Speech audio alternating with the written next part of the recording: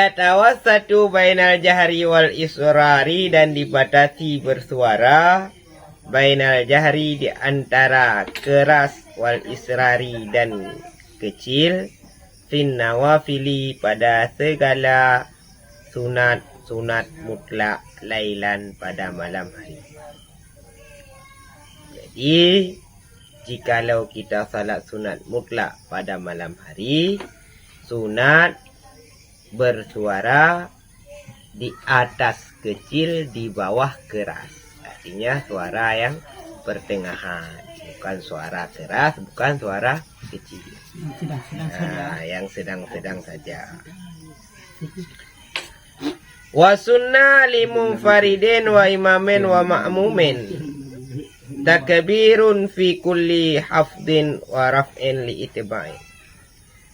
Dan sunat bagi orang salat munfarid dan imam dan makmum oleh takbir fi kulli hafdin pada tiap-tiap turun, wa raf'in dan bangun, li itiba'in karena itiba'. La fi raf'i min ruku'i, tidak sunat pada bangun daripada ruku'. Bal yarfa' minhu qailan, akan tetapi bangun daripadanya ruku' hal keadaan berkata sami Allahu liman hamidah.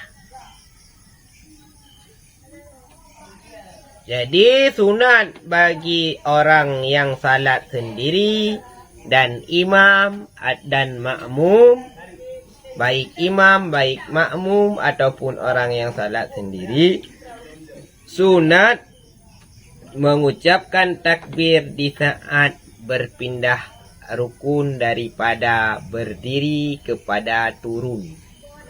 Daripada berdiri turun kepada rukun, ataupun daripada i'tidal turun kepada sujud, ataupun daripada sujud bangun untuk berdiri lagi, ataupun bangun untuk duduk di antara dua sujud. Itu sunat mengucapkan takbir. Tidak sunat mengucapkan takbir pada bangun daripada ruku untuk i'tidal. Di situ disunatkan membaca sami Allahu liman hamidah. Wa sunnah muddahu, dan disunatkan memanjangkan artinya bacaan takbir ila ayyasila, hingga bahwa sampai ianya seseorang ila muntakili ilaihi, hingga kepada tempat berpindah, ilaihi kepadanya tempat. Wa in fasala bi jalsatil istirahati, dan sekalipun terpisah dengan duduk istirahat.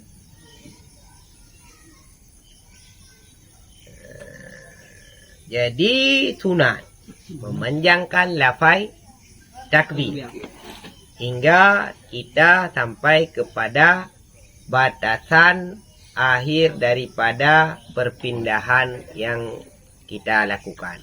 Contohnya dari misalkan kita turun dari i'tidal kepada sujud, sunat memanjangkan lafaz takbir dari Allahu Akbar, barnya harus kita sudah sampai kepada sujud baru habis bacaan takbir. Sunat seperti itu.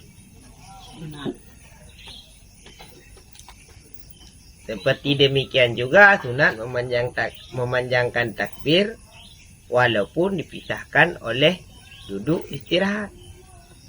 Dari bangun sujud kedua untuk berdiri rakaat kedua, Allah, duduk sebentar langsung bangun. Itu lafaz takbirnya masih kita lafazkan di mulut. Wa sunnah jaharun bihi ay bitakbiri li intikali kat taharrumi lil imami wa kadza muballighi ihtaju ilaihi. Dan disunatkan oleh mengeraskan suara bihi, dengannya mengucapkan takbir, artinya dengan takbir li intikali bagi berpindah, kat taharrumi seperti takbiratul ihram, lil imami bagi imam, wa kadza Dan seperti demikian muballigh ihtaja yang berhajat ianya muballigh ilaihi kepadanya mengeraskan suara. Lakinna akan tetapi bahwa meniat ianya seseorang akan zikir au wal isma'a ataupun menuntut dengarkan. Wa illa dan jika tidak niscaya batallah salatnya seseorang. Kama qala Syekhuna fi syarhil minhaji sebagaimana barang yang telah berkata oleh guru kita di dalam syarih minhaj. Jadi sunat mengeraskan suara setiap takbir intikal bagi seorang imam seperti mengeraskan suara pada takbiratul ihram bagi seorang imam, itu sunat. Seperti itu juga bagi seorang muballigh. Artinya Bilal, orang yang menyampaikan suara imam kepada makmum di belakangnya. Namun bagi seorang muballigh ini harus meniatkan takbir yang dia besarkan suara itu sebagai zikir ataupun untuk supaya orang yang di belakang tahu takbir perpindahan daripada imam. Jikalau seorang muballigh tidak meniat seperti itu, maka batal salatnya. Qala ba'dhum telah berkata oleh sebahagian mereka itu ulama, in tabligha bid'atun mungkarun. Jika inna tabligha bid'atun mungkarun, bahwa sungguh tabligh itu bid'ah yang diingkari. Ittifaqil a'immatil arba'ati, dengan sepakat segala imam yang empat.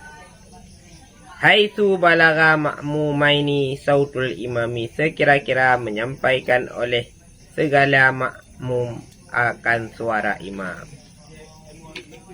Jadi kalau muballigh ini tidak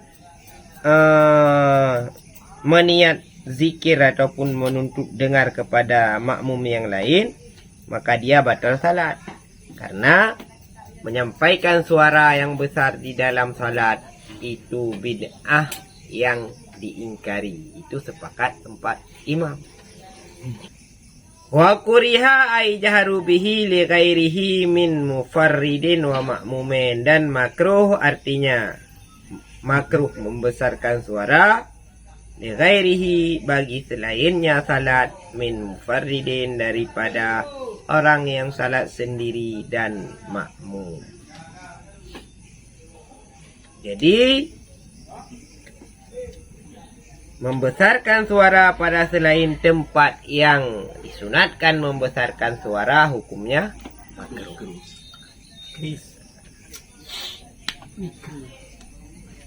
Wa khamisuha wallahu a'lam bishawab.